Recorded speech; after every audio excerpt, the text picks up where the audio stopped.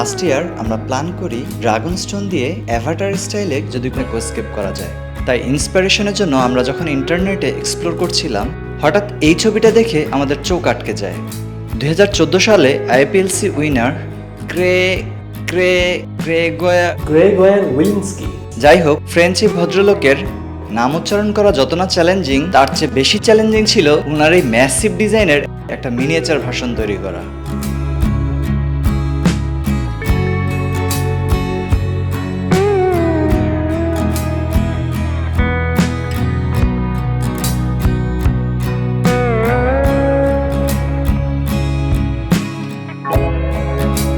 স্টোনগুলোকে attach করার জন্য আমরা লিকুইড সুপার গ্লু ব্যবহার করছি, আর কাঠের গুঁড়া বেশ ভালো বন্ড তৈরি করে।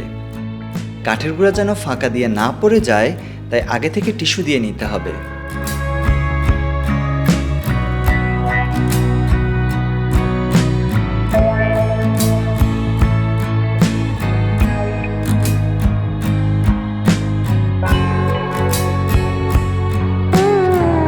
গ্লাসের সাথে স্টোন অ্যাটাচ করার জন্য বেস্ট অপশন হলো সিলিকন।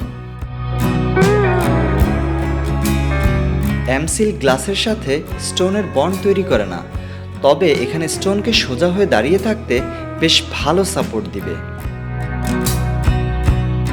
সিলিকন আর এমসিল কিওর হতে 24 ঘন্টা সময় লাগে, তাই পুরো হার্ডস্কেপটা কমপ্লিট করতে আমাদের অনেক সময় লেগেছে।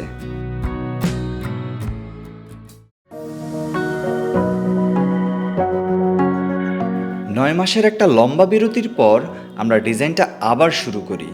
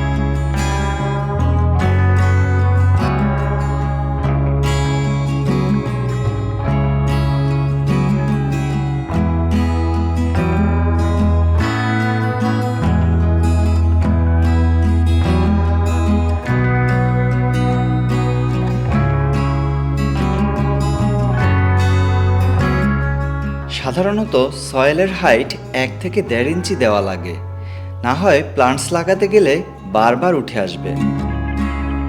কিন্তু আমরা এখানে সয়েলের হাইট বেশি দিতে গেলে স্টোনগুলো যে ঝুলে আছে এই ব্যাপারটা আর থাকবে না।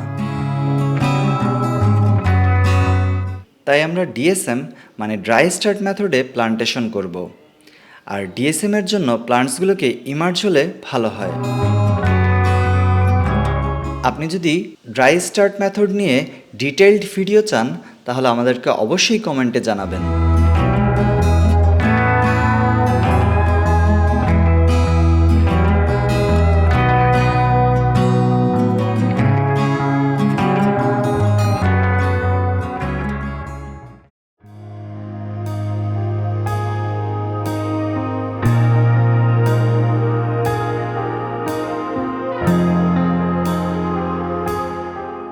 মন্টে কার্লোর রুটস সয়েল বা স্টোনের সাথে অ্যাটাচ হতে 1.5 থেকে 2 মাস অপেক্ষা করতে হবে। আর আমরা যেহেতু ট্যাঙ্কে পানি দিচ্ছি না, তাই ডিজাইনটাকে টেরারিয়াম হিসাবেও এনজয় করতে পারবো।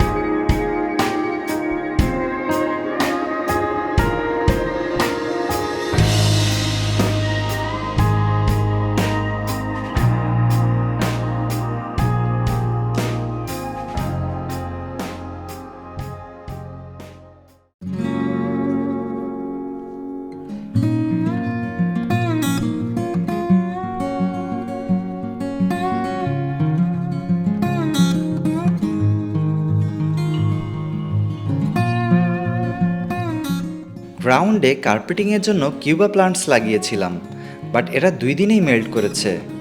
খুব সম্ভবত হট ওয়েদারের কারণে এটা হতে পারে। আর আপনার যদি কিউবা প্লান্টস নিয়ে বেটার এক্সপিরিয়েন্স থাকে তাহলে অবশ্যই আমাদের সাথে শেয়ার করবেন।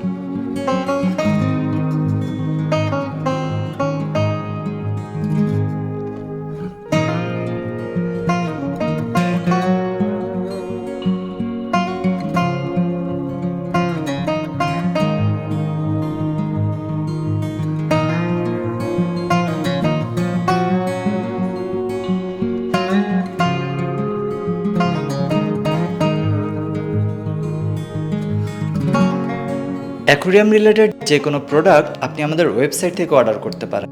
আর এই অ্যাকুরিয়াম নিয়ে যে কোনো কোয়েশ্চেন আপনি আমাদেরকে কমেন্টে জানাতে পারেন।